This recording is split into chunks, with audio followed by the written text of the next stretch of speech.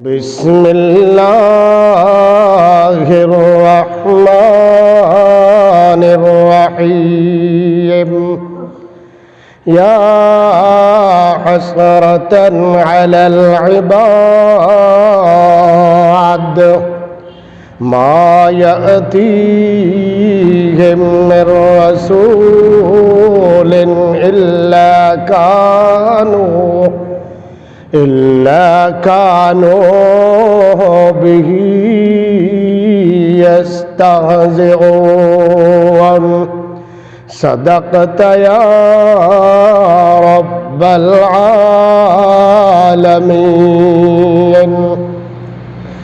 الله الله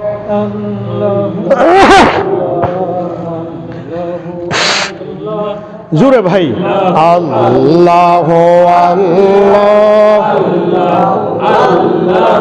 আল্লাহ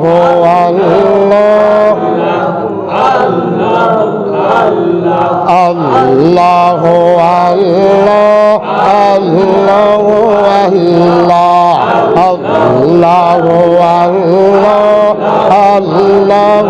আল্লাহ আমার সাথে বলেন, আমার সাথে মিলিয়ে বলেন আল্লাহ আল্লাহ আল্লাহ আল্লাহ আল্লাহ আল্লাহ আল্লাহ আল্লাহ আল্লাহ নাম যতই জপিয়ে ততই মধুর লাগে। আল্লাহ নাম যতই জপিয়ে ততই মধুর লাগে।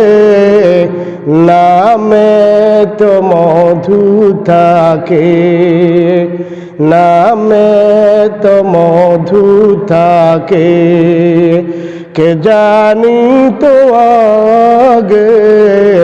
আল্লাহ আল্লাহ আল্লাহ আল্লাহ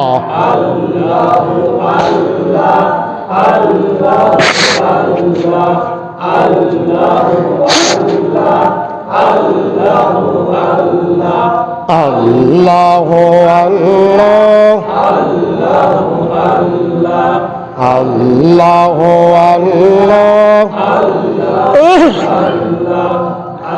আল্লাহ হাজিরি আল্লাহ নাজিরি আল্লাহ শাহিদি আল্লাহ মাই আল্লাহ আল্লাহ আল্লাহ আল্লাহ আল্লাহ আল্লাহ আল্লাহ আল্লাহ আল্লাহ খালিকি আল্লাহ মালিকি আল্লাহ রাজিকি আল্লাহ রাফিকি আল্লাহ আল্লাহ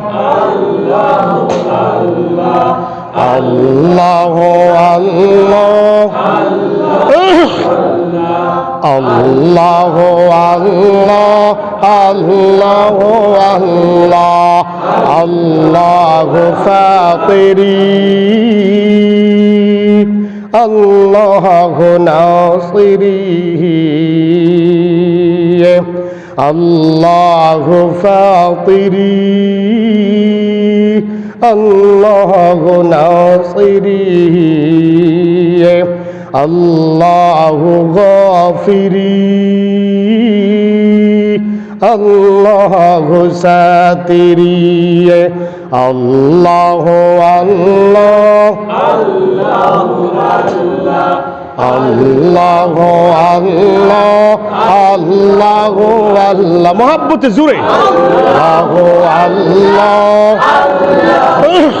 আল্লাহ আল্লাহ আল্লাহ আল্লাহ আল্লাহ আল্লাহ জাল্লা জালালুহু ওয়া আম্মা নাওয়ালুহু। আল্লাহ তাআলার মেহেরবানিতে আমরা দীর্ঘ সময় 1 ঘন্টা কথা বলার পরেও আবার আল্লাহ তাআলা আমাদেরকে আরো কিছু সময় অল্প সময়ের জন্য কবুল করেছেন, আলহামদুলিল্লাহ। ভাইরা আমার, আল্লাহ তাআলা বলেন আফসুস, যত রসুল পাঠালাম প্রত্যেক রসুলকে আমার বান্দারা কি দিয়েছে? নির্যাতন করেছে, কষ্ট তাই তো। আল্লাহ তাআলা দুনিয়ার সমগ্র মানব গোষ্ঠীর উপর আল্লাহ তাআলা তার বান্দাদের উপর, সকল বান্দাদের উপর আল্লাহ তাআলা আফসুস করতেছেন।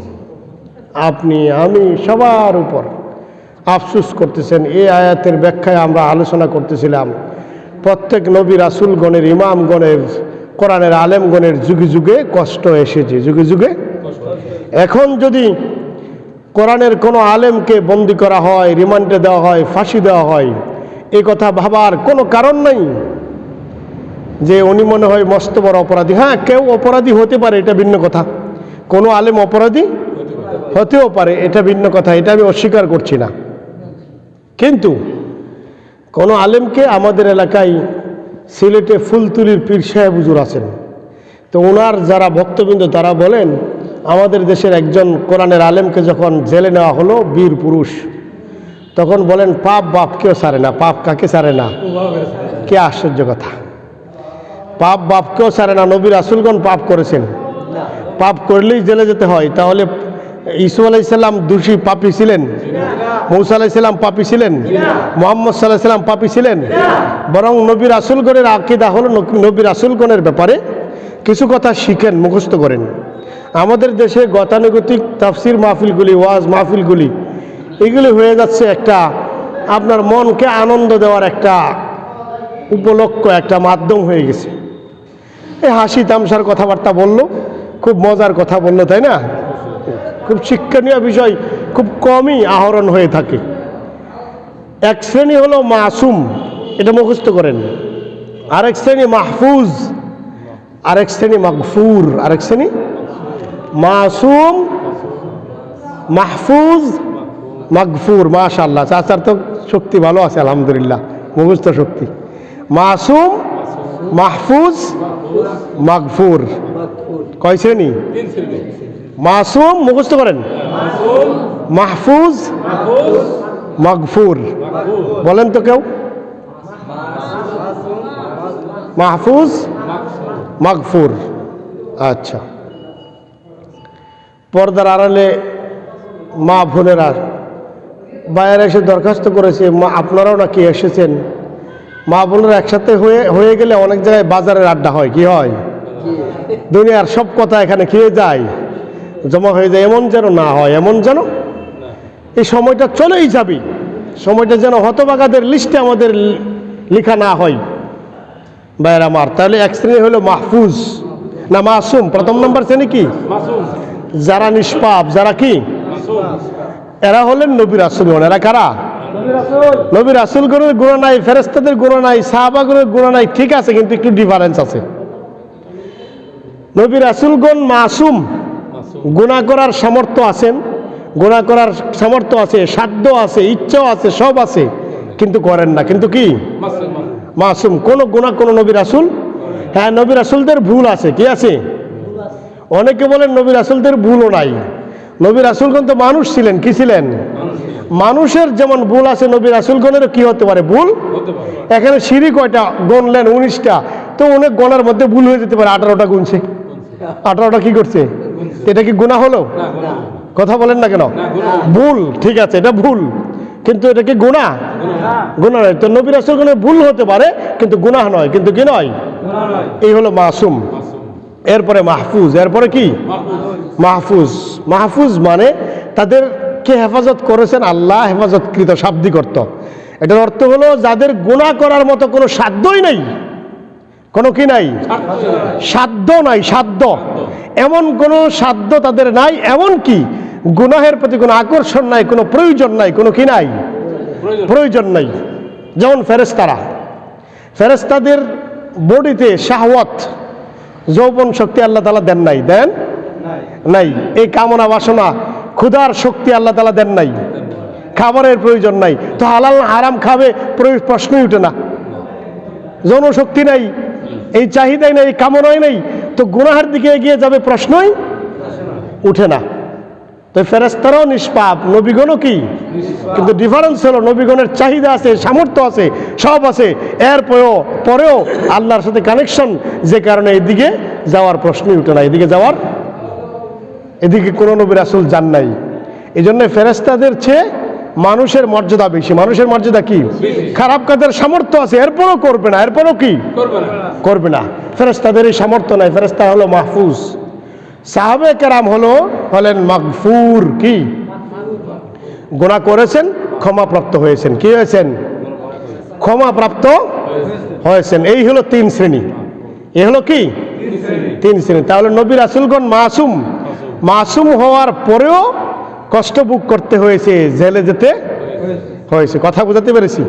সুতরাং এই সূত্র এটা টিকবে না যে পাপ বাপকেও ছাড়ে না, সারা জীবন কোরআনের কথা বলছে আর এখন জেলে, এখন কোথায়, জেলে।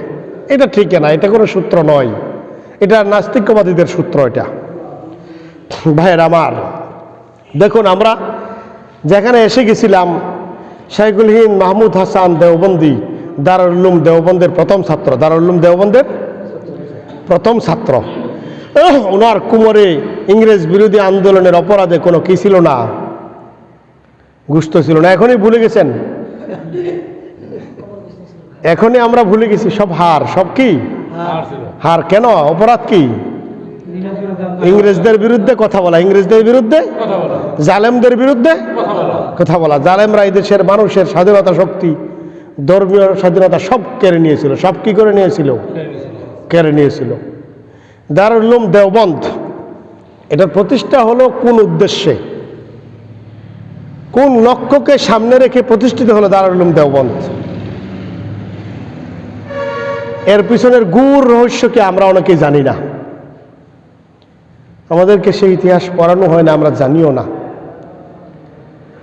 1857 সনে যে আন্দোলন হয়েছিল, সিপাহী বিদ্রোহ নাম দিয়েছে। কি বিদ্রোহ? 1857 সনের আন্দোলন, তাই না? এটা আসলে ছিল আজাদি আন্দোলন। এই আন্দোলনের পরিকল্পনাকারী কে ছিল? ব্রিটিশ বিরোধী আন্দোলন, জালেমদের, জানেন না? এই আপনার দারুল উলুম দেওবন্দের প্রতিষ্ঠাতা প্রিন্সিপাল কাসেম নানতুবি আলাইহির রহমা, কে? এই ইতিহাস পড়ানোই হয় না ভার্সিটি, কলেজ ভার্সিটিগুলিতে শোনানোই হয় না। মানুষ তখন আলেম ওলামা বক্তৃ হয়ে যাবে, মানুষ বুঝবে আলেম ওলামারা কি বিপ্লবী ছিল, কি ছিল, বিপ্লবী ছিলেন জালেমদের বিরুদ্ধে। আলেমদের মস্তক কখনোই অবনত হয়নি। 1857 সনের আন্দোলন যখন সামনে, এই জিহাদ করার স্পিরিট তৈরি করার জন্যে আলেম ওলামাদের বৈঠক হলো। কাসেম নানতুবি, মৌলানা জাফর তানেশ্বরী, হাফেজ জামেন শহীদ, হাজি আমদাদুল্লাহ মহাজের মক্কি, রশিদ আহমদ গাঙ্গুহি, নাম শুনেন নাই? রহিমাহুমুল্লাহ, রশিদ আহমদ গাঙ্গুহি কাসেম নানতুবির সহপাঠী। ওনারা সবাই সেখানে উপস্থিত এই মিটিংয়ে। আচ্ছা, কাসেম নানতুবি আলাইহির রহমাত দাঁড়িয়ে বক্তব্য দিয়ে লাগলেন যাতে 57 সনের আন্দোলনটা হয়, জিহাদটা হয়। তিনি উদ্বুদ্ধ করতে লাগলেন বক্তব্যের মাধ্যমে। তিনি বললেন, আপনারা তো জানেন, কারো অজানা নয়, ইংরেজরা আমাদের উপর কিরকম ষড়যন্ত্রের জাল বিস্তার করে আছে। আমাদের উপর এখন ফরজ এই সময়ে ইংরেজদের বিরুদ্ধে জিহাদ করা। ইংরেজদের বিরুদ্ধে কি করা? জিহাদ করা। একজন সেই মিটিংয়ে বলল যে আমাদের তো রসদপত্র নাই, অস্ত্র নাই, ইংরেজরা বিশাল পাওয়ারফুল, তাদের বিরুদ্ধে যুদ্ধ করার মতো সামর্থ্য আমাদের নাই। তিনি তখন বললেন মাউজে কাউসারের ভাষায়, তিনি এক বক্তব্য দিলেন দাঁড়িয়ে যে আমরা কি বদরের প্রান্তরে 313 জন নিরস্ত্র সাহাবে কেরামের চেয়েও আমরা কি অস্ত্র এবং সংখ্যায় কি কম?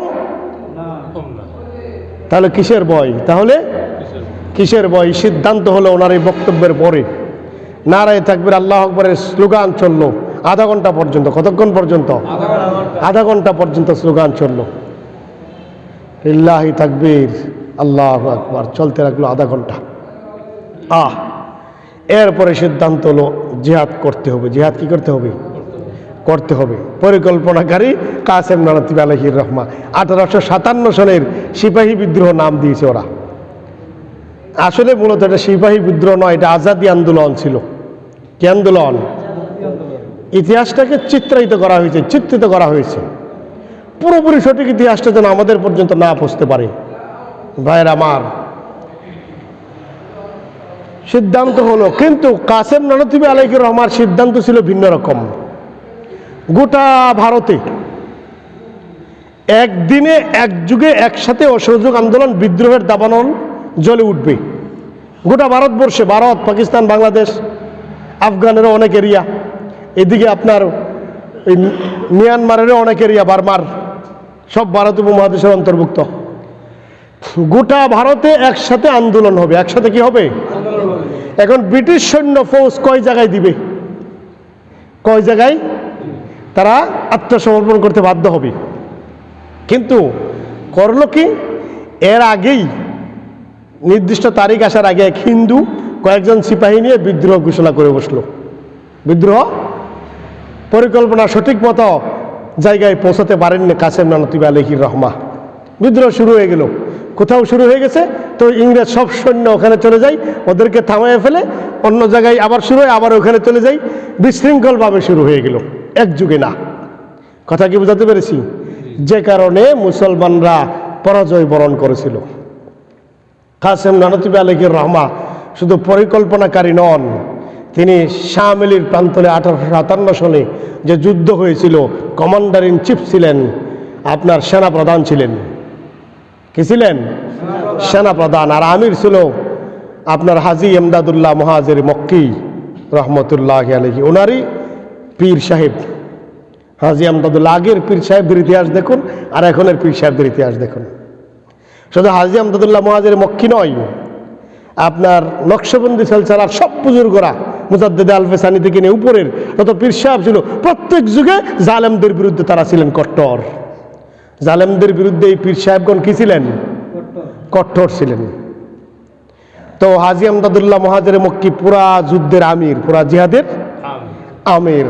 আর সেনা প্রধান ছিলেন কাসেম নানতুবি আলাইহির রহমা। শামিলিতে তিনি নিজে তরবারি হাতে বীরত্বপূর্ণ লড়াই করে যাচ্ছেন ইংরেজ কাফেরদের বিরুদ্ধে 1857 সনের সংগ্রামের।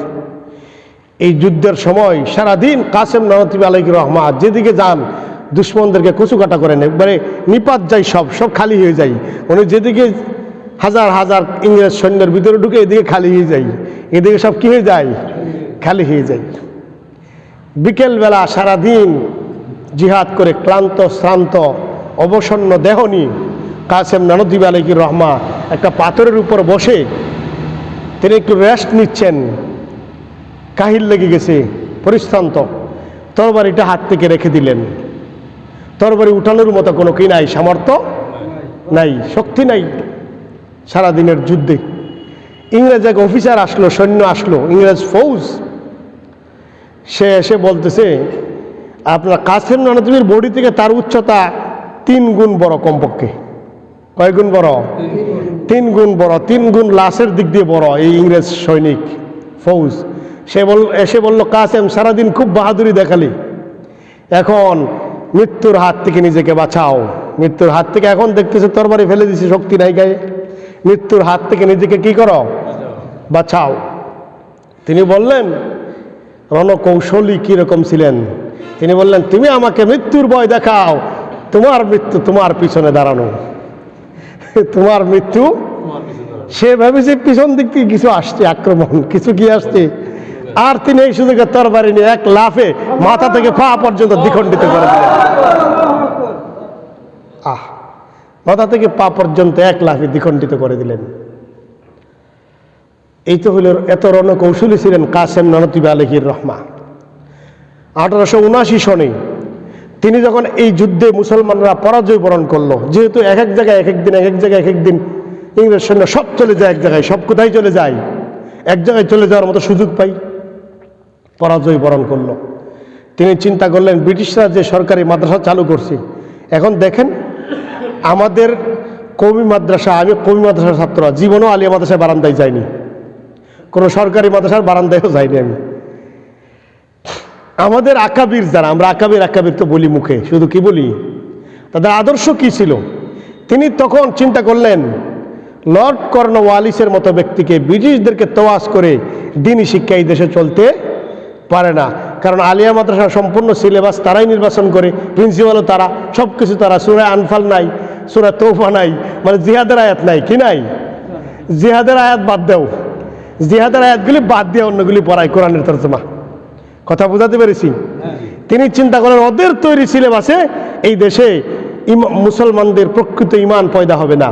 তিনি ভাবলেন ওদের সাথে কোনো সম্পর্ক না রেখে সম্পূর্ণ আলাদাভাবে বেসরকারিভাবে আমরা আমাদের সিলেবাসে পড়াবো, আমরা আমাদের সিলেবাসে পড়াবো। একটা মাদ্রাসা তৈরি করলেন, দারুল উলুম দেওবন্দ। উদ্দেশ্য ছিল যেন এক সময় ব্রিটিশদেরকে আমরা তাড়াতে পারি, এই মাদ্রাসার ছাত্ররা এখান থেকে কোরআনের দীক্ষা পেয়ে, ইমানের শিক্ষা পেয়ে ইংরেজ বিরোধী আন্দোলনে ঝাঁপিয়ে পড়বে, ইংরেজ বিরোধী আন্দোলনে ঝাঁপিয়ে পড়বে। কথা কি বুঝাতে পেরেছি? এ কাসেম নানতুবির বিরুদ্ধে গ্রেফতারি পরোয়ানা জারি হয়েছে। গ্রেফতারি পরোয়ানা কি হয়েছে? জারি হয়েছে। জেল যে আসবেই, জেল যে, এই কথাটা বোঝানোর জন্য আমি বলতেছি আর কি। ওই পিছনে আলোচনার সাথে যুগসূত্র আছে তো, মনে রাখবেন তো? মনে আছে? আচ্ছা, তার আগে একটা ঘটনা বলি, ছোট্ট একটা ঘটনা, তাহলে বুঝে আসবে আর একটু কাসেম নানতুবি আলাইহির রহমা কেমন ব্যক্তি ছিলেন। কাসেম নানতুবি আলাইহির রহমা, তার উপাধি হলো হুজ্জাতুল ইসলাম, মানে ইসলাম যে সত্য ধর্ম, কাসেম নানতুবি দলিল। কাসেম নানতুবি কি দলিল? ইসলাম যে সত্য ধর্ম। আচ্ছা, কাসেম নানতুবি আলাইহির রহমা ওরিয়েন্টালিস্ট, ব্রিটিশ, আপনার তারপরে হিন্দু ব্রাহ্মণ, তারপরে বৌদ্ধ, এই সবগুলির সাথে বহস করতেন তিনি একা। সবগুলির সাথে কি করতেন? শাহজাহানপুরে বহস ছিল 3 দিনের। কয় দিনের? হিন্দু বৌদ্ধ যা আছে সব, খ্রিস্টান সব গিয়ে এক হয়ে গেল। তারা বলতেছে কাসেম তুমি তো মুসলমানদের প্রতিনিধি, কোরআন যদি সত্য হয়ে থাকে তাহলে আজকে বহসের নীতিমালা তৈরি করব আমরা, কোন বিষয়ে বহস হবে এটাও তৈরি করব কি আমরা, তোমার কোনো কথা নাই। তিনি বলেন ঠিক আছে যাও সব তৈরি করো। সব তৈরি করা হলো। 3 দিনের বহস। কয় দিনের? শাহজাহানপুরের পণ্ডিত দেবানন্দ ছিল এটার লিডার। তার বিরুদ্ধে কাসেম নানতুবির বহস, মুসলমানদের পক্ষ থেকে তিনি প্রতিনিধি। আচ্ছা, প্রথম দিন সব শেষ হয়ে গেল। তারা প্রথম দিনের বহসেই সবগুলি এক হয়ে গেল, সব এক বাক্যে শুধু কাসেম নানতুবিকে আক্রমণ করে। সবগুলি একত্রিত হয়ে আসলো দ্বিতীয় দিন। কয় নম্বর দিন? 2 নম্বর দিন। সবগুলি এমন লজ্জা পেল, তৃতীয় দিন আর আসে না একটাও। তৃতীয় দিন আর কি একটাও আসে নাই। হাঁটতে হাঁটতে এমন একটা সময় হয়েছিল, বলতো কাসেম থাকলে আমরা বসে যাব না, কাসেম থাকলে কোথায় যাব না। তখন তো ভাই মিডিয়ার যুগ ছিল না। ডক্টর জাকির সাহেব এখন যে কাজ করেন এই যুগটা তো তখন ছিল না, কিন্তু এর চেয়ে বহু পরিশ্রম আমাদের আকাবিররা করে গেছেন, ঠিক আছে। কিন্তু এখন যুগ যেভাবে সেভাবেই জবাব দিতে হবে, যুগ যেভাবে সেভাবেই জবাব দিতে হবে। কাসেম নানতুবি আলাইহির রহমা একটা বহসের ঘটনা বলবো, এটাই আমার মূল উদ্দেশ্য। 1879 সনে বহস। বহসের মধ্যে ওরিয়েন্টালিস্টরা, প্রাচ্যবিদরা যা আছে সব ইংরেজদের রাষ্ট্রীয় সহযোগিতা, ইংরেজরা এই দেশের সরকার রাষ্ট্রীয় সহযোগিতায় সারা বিশ্ব থেকে তারা পাদ্রীদেরকে আনলে হারে। 79 সনে এক বহসে, এরকম বহসে তারা হারলো।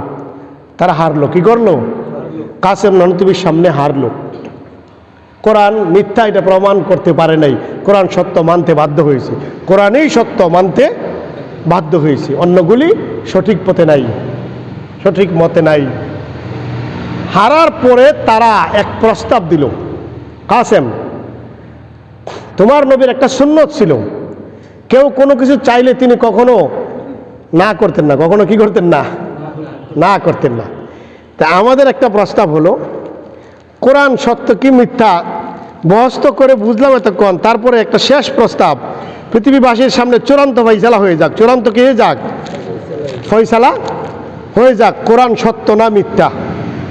আসো এক কাজ করি, আমাদের একটা বাইবেল আর তোমাদের একটা কোরআন একটা অগ্নিকুণ্ডলীর ভিতরে ফেলে দেই। কোথায় ফেলে দেই?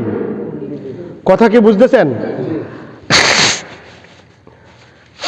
একটা অগ্নিকুণ্ড তৈরি হবে, আর অগ্নিকুণ্ডের ভিতরে আগুনের ভিতরে একটা বাইবেল আর একটা কোরআন ফেলে দিব।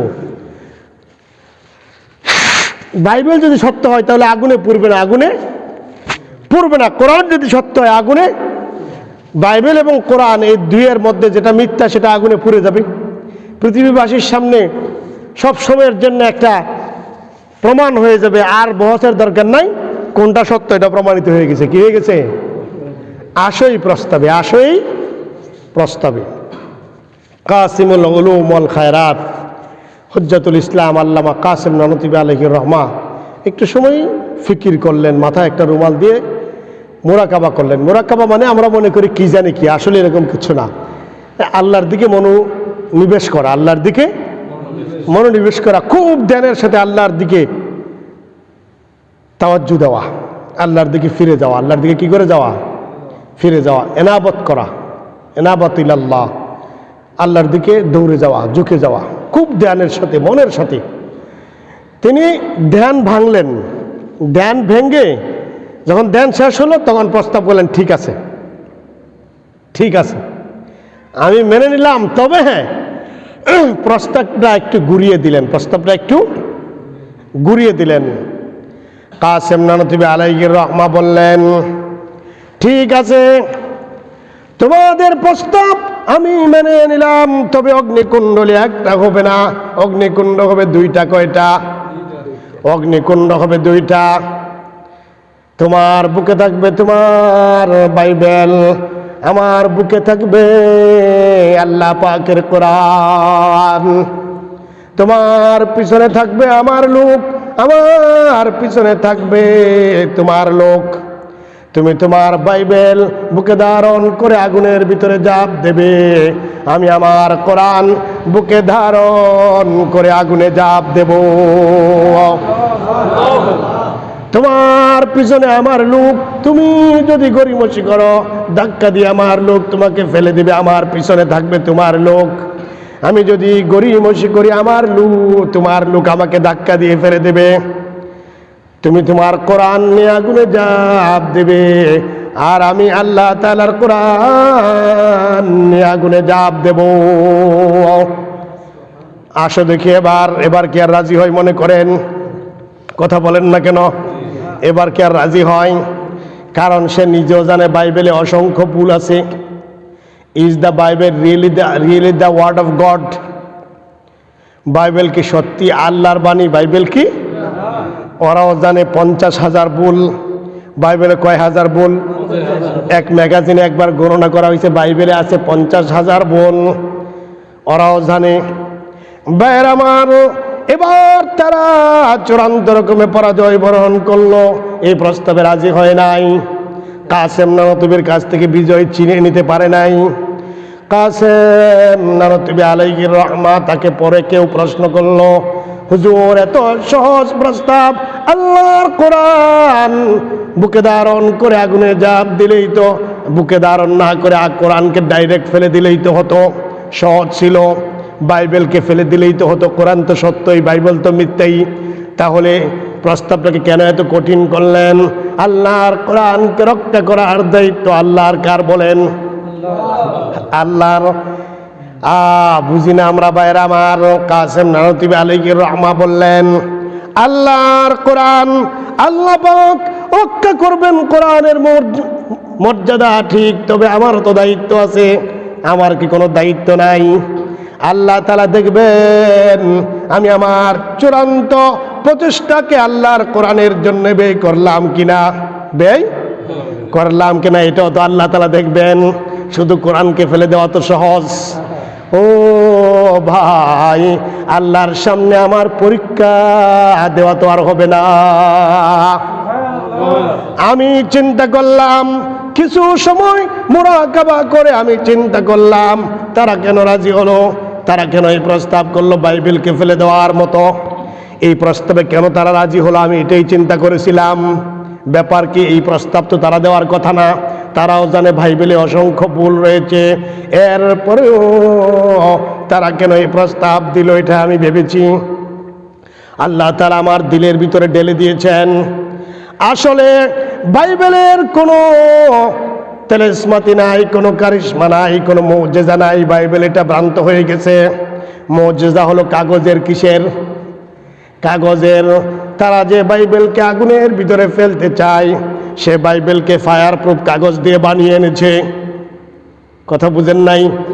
ফায়ার প্রুফ কাগজ আগুনে দিলেও পুড়বে না, বুঝছেন? এবার বুঝেন নাই? আগুনে দিলেও এমন কাগজ দিয়ে বাইবেলকে বানিয়ে এনেছে যেটা আগুনে দিলেও পুড়বে না।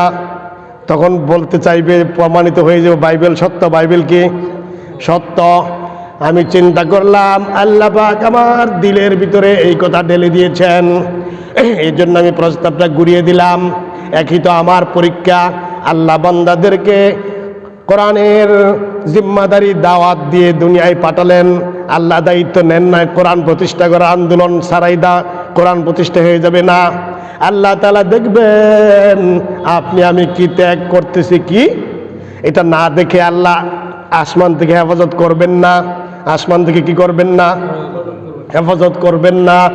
ভাইরা আমার, কাসেম নানতুবি আলাইহির রহমা বললেন তার বাইবেল ফায়ার প্রুফ হতে পারে, বাইবেল না পড়ুক, কিন্তু তার চামড়া তো আর ফায়ার প্রুফ না। তার চামড়া তো আর কি না?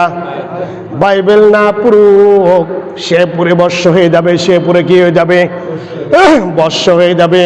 অপরপক্ষে আমার বিশ্বাস হলেই আমি যদি আল্লাহর কোরআনকে বুকে ধারণ করে আগুনের ভিতরে যদি ঝাঁপ দিতাম, আল্লাহ তাআলা আমার জন্যে ইব্রাহিমের মতো আগুনকে ফুলের বাগান বানিয়ে দিতে।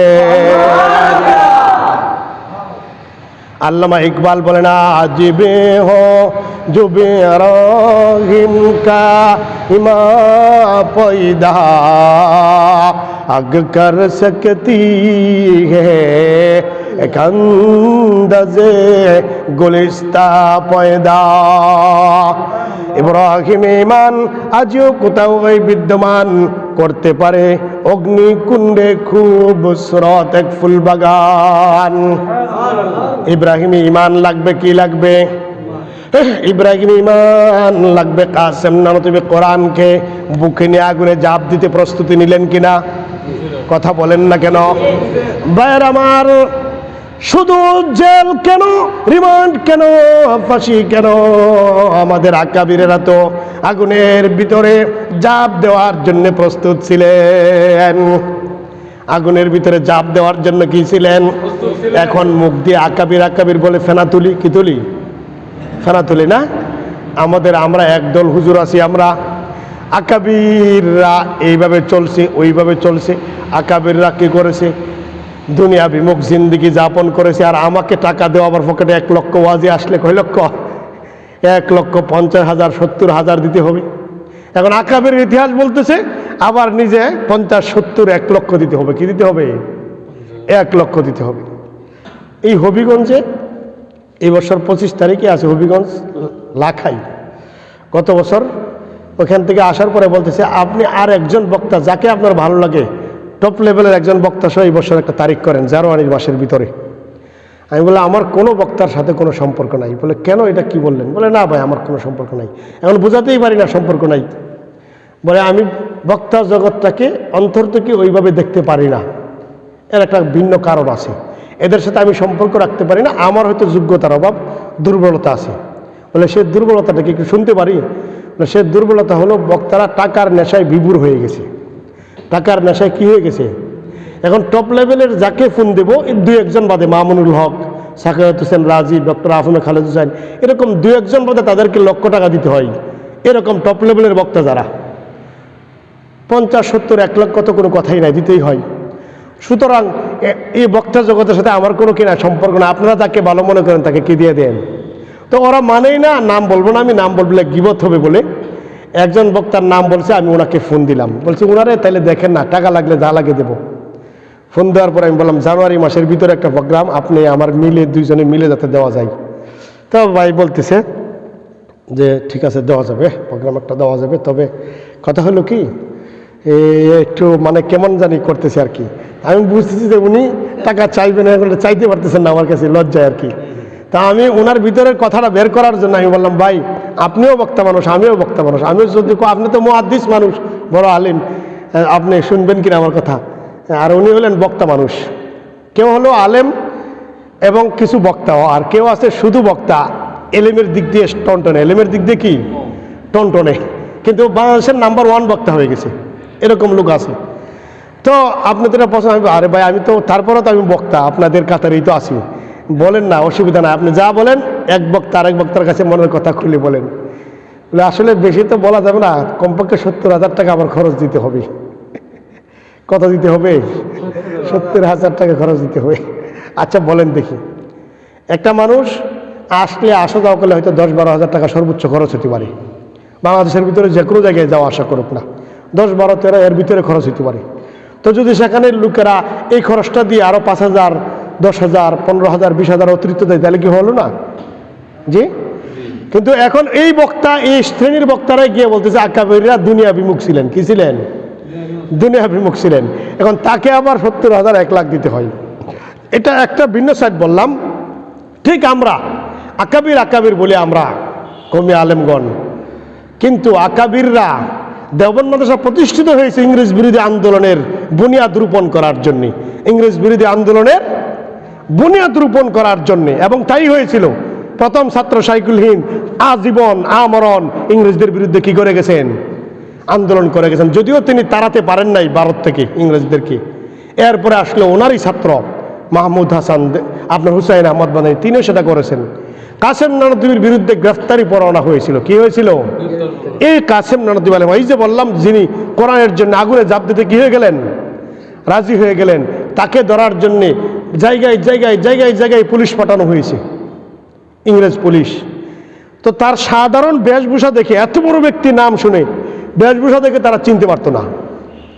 কাসেম নানতুবি আলাইহিস সালাম 3 দিন তিনি সৌর পর্বতের গুহায় সুন্নত পালন করলেন, 3 দিন লুকিয়েছিলেন আত্মগোপনে। এরপরে প্রকাশ্যে আসলেন, বললেন আল্লাহ নবী 3 দিন আত্মগোপনে ছিলেন, আমি এর বেশি থাকবো না, আমি এর বেশি থাকবো না। তিনি ময়দানে চলে আসলেন আবার। তো ওনাকে ধরার জন্য এরকম বহু ঘটনা ঘটছে। এক বাড়িতে উনি আশ্রয় নিছেন দেওবন্দের এক মহল্লায়, তারা শুনতে পেরে ওই মহল্লায় আক্রমণ করেছে। কি করেছে? ঘেরাও করেছে।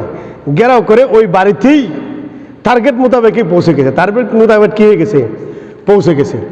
এখন বাড়ির মালিক তো পেরেশান হয়ে গেছে, আজকে আমার ঘর থেকে হুজুর ধরা পড়বে, চিরজীবনের জন্য আমি কলঙ্কিত হয়ে যাবো যে আমার ঘর থেকে হুজুর ধরা পড়ছে। হুজুর কী পড়ছে? ধরা পড়ছে। তিনি বলেন আপনি কোনো টেনশন করবেন না, আপনি চাবি আমার কাছে দেন প্রত্যেকটা রুমের। ওরা তো বাহির থেকে কড়া নাড়তেছে দরজা, চাবি দেন আমার কাছে। কাসেম নানতুবি নিচে গিয়ে গেট খুললেন। গেট খুলে বললেন ও আপনারা কাসেমকে খুঁজতেছেন, আসেন আসেন ভিতরে আসেন, দেখেন খুঁজে আছে কিনা, দেখেন খুঁজে আছে কিনা। চিন্তা করেন আপনি, কারণ তিনি কে? কাসেম। এক একটা রুমে যায়, যান তিনি গিয়ে গিয়ে খুলে দেন, বলেন দেখেন এটার ভিতরে আছে কিনা, ভালো করে দেখেন। আরেকটা দেখে, ওনারা তো ভাবতেই পারে না উনি কে। যাকে খুঁজতে এসে তিনি কে দরজা খুলবেন, এটা কি কল্পনা করা যায় আদৌ? কথা বলেন না কেন? আল্লাহ তাআলা তাদেরকে এরকম হিকমত, এরকম ইমানি পাওয়ার দিয়েছিলেন। যদি আল্লাহ আমার গ্রেফতার রাখে, গ্রেফতার হব। গ্রেফতারি পরোয়ানা জারি হয়েছিল, তাকে গ্রেফতার করতে পারে নাই, তাকে গ্রেফতার করতে পারে নাই, গ্রেফতার হয়নি। কিন্তু গ্রেফতারি পরোয়ানা কি হয়েছে? রশিদ আহমদ গাঙ্গুহিকে ধরে নিয়ে গেছিল। তো কত বড় পিশাব, কিন্তু তাকে তো ধরে নিয়ে গেছে, কাঠগড়ায় দাঁড় করানো হয়েছে। তাকে জিজ্ঞেস করলো আপনি তো 1857 সালের এই যুদ্ধের মধ্যে আপনি সৈনিক ছিলেন, আপনার কাছে এখন অস্ত্র আছে? তারাও জানে যে মুসলমানরা কোনোদিন মিথ্যা কথা বলে না, আর এত বড় আলেম মিথ্যা কথা বলার প্রশ্নই উঠে না। তার কাছে আসলে অস্ত্র ছিল, আসলে কি অস্ত্র ছিল। এখন বললেই সমস্যা, বললেই কি, বললেই জঙ্গি, বললেই কি।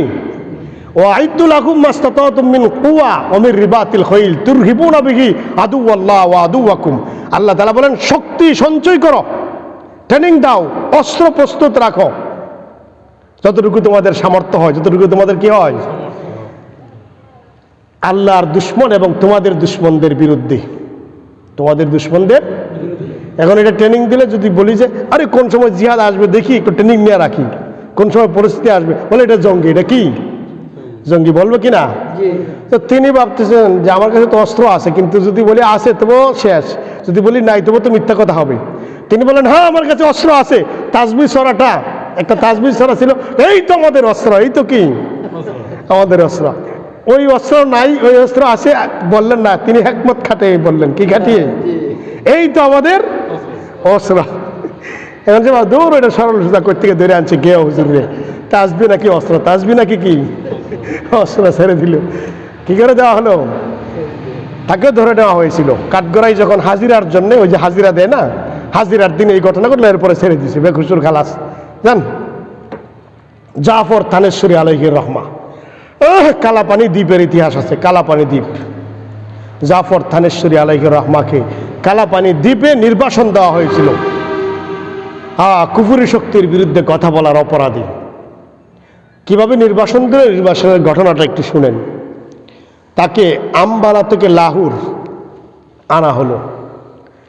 জাফর থানেশ্বরী আলাইহির রহমা এত বড় আলেম, কাসেম নানতুবির সহপাঠী। 1857 সনের আন্দোলন করার অপরাধে তাকে বন্দি করে আম্বালা থেকে লাহোরে নিয়ে যাওয়া হলো। নেওয়ার সময় একটা পিঞ্জিরার ভিতরে ঢুকালো, পিঞ্জিরা, পিঞ্জিরা বুঝেন, লৌহ কাঁচা, লৌহ কাঁচার ভিতরে ঢুকালো। লৌহ কাঁচা আবার এমন ছিল ধারালো, তীক্ষ্ণ, শলাকা, লোহা দিয়ে বানানো, এদিকে ওইদিকে ওইদিকে ওইদিকে হেলান দিতে পারে না, ধরতে পারে না, বসতে পারে না, শোয়া তো দূরের কথা, কোথাও হেলান দেওয়া যায় না, শুধু লৌহ শলাকা শলাকা। এরকম চতুর্দিক থেকে বন্দি করে মালগাড়ির ডাব্বার ভিতরে গরম গ্রীষ্মকালে এই পিঞ্জরাকে ফেলে দিল। মালগাড়ির ডাব্বা কোথাও 1 মাস পরে থাকে, কোথাও 2 মাস পরে থাকে, 6 মাসে। আম্বালা থেকে লাহোর তাকে নিয়ে যাওয়া হলো। কোথায়? আম্বালা থেকে লাহোর নিয়ে যাওয়া হলো। শোনানো হলো তোমাদেরকে মুলতান ডিস্ট্রিক্টে নিয়ে তোমাদেরকে ফাঁসি দেওয়া হবে। কি দেওয়া হবে? তার সাথে আরো কয়েকজন সাথী সঙ্গী ছিল, ইংরেজ বিরোধী আন্দোলনের সৈনিক। মাওলানা জাফর থানেশ্বরী আলাইহির রহমাকে যখন ফাঁসির জন্য মুলতানে নিয়ে যাবে, তার আগের রাত্রে, আগের দিন বিবি বাচ্চার সাথে দেখা করার সুযোগ দিয়েছে। এখনো জালেমরা দেয়, এখনো জালেমরা আল্লাহর কোরআনের আলেমগণকে ফাঁসি দেওয়ার আগে বিবি বাচ্চার সাথে কথা বলার, দেখা করার কি দেয়? সুযোগ দেয়। তাকেও দেওয়া হলো। বিবি এত মহাব্বতের বিবি, স্বামীর এই দৃশ্য, কোমরে ডান্ডা বেরি লাগানো, পায়ে বেরি লাগানো, হাতে হাত করা পরা, কোমর থেকে রক্ত ঝরতেছে, হাত থেকে রক্ত ঝরতেছে। এত বড় আলেম ইংরেজ বিরোধী আন্দোলনের অপরাধে বন্দি করা হলো।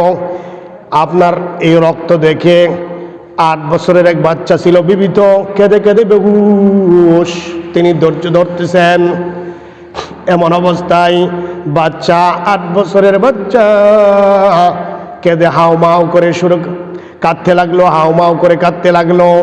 বাচ্চাকে তিনি সবর করার নসিহত করলেন। बच्चे घबराने का कोई ज़रूरत नहीं है, अगर अल्लाह ताला तुम्हारे बाप को वापस कर देगा तो मुलाकात होगा, वरना क़यामत का दिन हौज़े कौसर के पास मुलाकात कर लूँगा। बाबा আমার ঘবরানোর কোনো প্রয়োজন নাই। যদি আল্লাহ তাআলা হায়াত রাখেন তো দুনিয়ায় দেখা হবে, নতুবা কিয়ামতের দিন হাউজে কাউসারের পারে তোমাদের সাথে সাক্ষাৎ করে নেব। ভাইরা আমার, মুলতানে নিয়ে যাওয়া হলো। রাতের বেলা শোনানো হলো আগামীকাল সকালে তোমাদের ফাঁসি হবে। কি হবে? ফাঁসি হবে। ওনার জীবনীতে এবং কালাপানির দ্বীপের ইতিহাসে, তারিখে কালাপানির মধ্যে এসেছে, history of Kalapani, black water, এই হিস্ট্রির মধ্যে এসেছে ওনাদের জীবনে এত আনন্দের সাথে ওই রাত্র ওনারা কাটালেন। যে রাত্র ফাঁসির পয়গাম আসলো, আগামীকাল সকালে কি হয়ে যাবে। জীবনে কোনো দিন এত আনন্দের সাথে একটা দিন, একটা রাত, একটা ঘন্টা অতিবাহিত হয় নাই এত খুশির সাথে ওই দিনের মতো। ওই তারা তো আশ্চর্য, কি ব্যাপার তোমরা ফাঁসির কথা শুনে কেন তোমরা এত আনন্দিত, কারণ কি, ব্যাপার কি বলো দেখি। জাফর তানেশ্বরী রহমতুল্লাহ আলাইহি বললেন, আমরা আগামীকাল ফাঁসির মাধ্যমে আল্লাহ তাআলার শাহাদত আমাদের নসিব হয়ে যাবে, এই শাহাদতের জন্য উন্মোচিত হয়ে আছি। এই জন্য আমরা মৃত্যুর সংবাদ শুনে খুশি। মৃত্যুর সংবাদ শুনে কি, আল্লাহর কোরআনের আলেমগণ জালেমদের সাথে সামনে মাথা নত করেন নাই, বরং ফাঁসির জন্য অপেক্ষমান থাকতেন। কি থাকতেন? অপেক্ষমান থাকতেন। ভাইরা আমার, বলা হলো না যে ফাঁসি মৃত্যু পেলে তোমরা খুশি হও, এই মৃত্যুও তোমাদেরকে দেওয়া হবে না। এই তো নির্বাসন দেওয়া হলো কালাপানি দ্বীপে। কোথায়? কালাপানি দ্বীপে নির্বাসন দেওয়া হলো। তারা এবার বলতেছে, আহ क्या कहूँ मुस्तक़दार को हुक्म नजर बंदी मिला, क्या कहूँ रहाई होती होते रह गई। চিন্তা করেন কি এক কবিতা রচনা করলেন, মুস্তাহিকদার কো হুকমে নজর বন্দি মিলা, क्या कहूँ रहाई होती होती रह गई। শাস্তিযোগ্য অপরাধীর শাস্তি না এসে নজরবন্দি আসলো। কে আসলো? নজরবন্দি। এই যে দ্বীপে বন্দি করা হবে, নজরবন্দির হুকুম আসলো। মুক্তির জিন্দগি পেয়েও পেলাম না, মুক্তির জিন্দগি পেয়েও পেলাম না। ফাঁসিকে বলছেন মুক্তি, ফাঁসিকে বলছেন কি মুক্তি। এই তো আমাদের আকাবিরদের ইতিহাস, এই তো আমাদের আকাবিরদের ইতিহাস। শাইখুল হিন্দ মাহমুদ হাসান দেওবন্দি, যার কথা বলেছিলাম কোমরে কি নাই, আন্দোলন করার অপরাধে গোশত নাই, তারই ছাত্র হুসাইন আহমদ মাদানী রহমতুল্লাহ আলাইহিও একই পথ ধরলেন, ইংরেজ বিরোধী আন্দোলনের জান্ডা হাতে নিলেন। ওনার প্রচেষ্টায়, ওনার জীবদ্দশায় অবশেষে কাসেম নানতুবি আলাইহির রহমাত যে বীজ বপন করেছিলেন, সেই বীজ অঙ্কুরিত হয়ে বিরাট মহিরুহে স্বাধীনতার বটবৃক্ষ রূপে এটা পরিচিতি লাভ করলো। স্বাধীনতা আসলো, কি আসলো? স্বাধীনতা আসলো এমনিভাবে আসে নাই। দেওবন্দে আনোয়ার শাহ কাশ্মীরি যখন বিদায় নিলেন, শাহ কাশ্মীরি একটু কথা কাটাকাটি হলো, কমিটির সাথে তিনি বিদায় নিয়ে নিলেন। আনোয়ার শাহ কাশ্মীরের মতো এত বড় আলেম আর আসে নাই দেওবন্দে, বিদায় নিলেন। হুসাইন আহমদ মাদানী আমাদের সিলেটে খেলাফত বিল্ডিংয়ে এখনো আছে, সেখানে হাদিসের দর্শ দেন। চিঠি দিয়ে নিয়ে যাওয়া হলো, আপনি আসুন, দরকার পড়ে গেছে আপনার, বলেন না, বলা হয়নি। আনোয়ার শাহ কাশ্মীরি বিদায় নিয়েছেন, তাহলে তিনি যেতেন না বললে? বলেছি দেওবন্দে আপনার বিরাট জরুরত। তিনি চলে গেলেন। এই অবস্থা শুনে বললেন, আমার ক্লাসের কোনো রুটিন নাই, রাত 2টার সময় আমি পড়াতে পারি, রাত 1টার সময়, 12টার সময়, ফজরের আগে পরে আমার ক্লাসের কোনো কি নাই, রুটিন নাই। কারণ কি, আমাকে ইংরেজ বিরোধী আন্দোলন থেকে বারণ করা যাবে না। দেখেন 7টা শর্ত দিলেন। কটা শর্ত? ইংরেজ বিরোধী আন্দোলন থেকে বারণ করা যাবে না। আমরা তো বলি হুজুর রাকিয়ের রাজনীতি, হুজুর রাকিয়ের। তিনি বলেন আমাকে ইংরেজ বিরোধী আন্দোলন থেকে বারণ করা যাবে না, আমার ক্লাসের কোনো টাইম নির্ধারিত থাকবে না, যখনই আন্দোলন থেকে ফিরবো তখনই বুখারি নিয়ে বসে যাব, তখনই বুখারি নিয়ে বসে যাব, কিতাব নিয়ে বসে যাব, যখনই আসবো মিটিং মিছিল সেরে তখনই ক্লাস, তখনই কি ক্লাস। হুসাইন আহমদ মাদানী কলকাতায় 9 লক্ষ লোকের কনফারেন্স। কয় লক্ষ লোক? 9 লক্ষ লোক। গুলির অর্ডার। এই ঘটনাটা বলে আপনাদেরকে ছেড়ে দিবার কষ্ট দিব না। 9 লক্ষ লোক কলিকাতায় কনফারেন্সে জমা হলো, ওনার বিরুদ্ধে গুলির অর্ডার। কিরকম গুলির অর্ডার? যদি হুসাইন আহমদ মাদানী ইংরেজ বিরোধী একটা ফতোয়া দেন, তাহলে তাকে এই মঞ্চে গুলি করে উড়িয়ে দেওয়া হবে, এই মঞ্চে গুলি করে উড়িয়ে দেওয়া হবে। ইংরেজরা চতুর্দিক থেকে অস্ত্র ফিট করে রেখেছে। এই মঞ্চের দিকে হুসাইন আহমদ মাদানী বগলের নিচে কাফনের কাপড় নিলেন। এই তো আমাদের আকাবিরদের ইতিহাস। উলাইকা বাই ফাজিনি বিমিসলিহিম ইযা জামাআতনা ইয়া জারীরুল মাজামিউ ইযা জামাআতনা ইয়া জারীরুল মাজামিউ। এরাই তো আমাদের আকাবির। উলাইকা বাই। এই যে আকাবিরদের কথা আমরা বলি মুখে ফেনা তুলি, কিন্তু আন্দোলনে নাই। আন্দোলনে নাই ভাইরা আমার, এরাই তো আমাদের আকাবির। হুসাইন আহমদ মাদানী বগলের নিচে কাফনের কাপড় নিয়ে মঞ্চে উঠলেন যে আমাকে মৃত্যুর ভয় দেখে লাভ নাই, কাফনের কাপড় আমি সাথেই নিয়ে এসেছি, সাথে নিয়ে এসেছি, কাফনের জন্য প্রস্তুত। দুইটা শের পড়লেন। ले फिरती है बुलबुल चूच में गुल। দুইটা শের বানালেন, কবিতার অংশ, দুইটা লাইন বানালেন ছন্দ।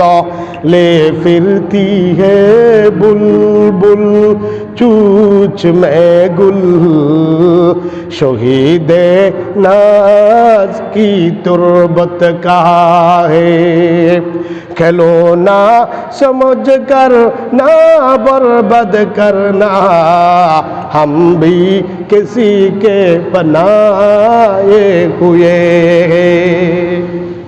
তিনি বললেন বুলবুল পাখি তার ঠোঁটের মধ্যে ফুল নিয়ে ঘোরাফেরা করছে, ঠোঁটের মধ্যে ফুল নিয়ে ঘোরাফেরা করছে।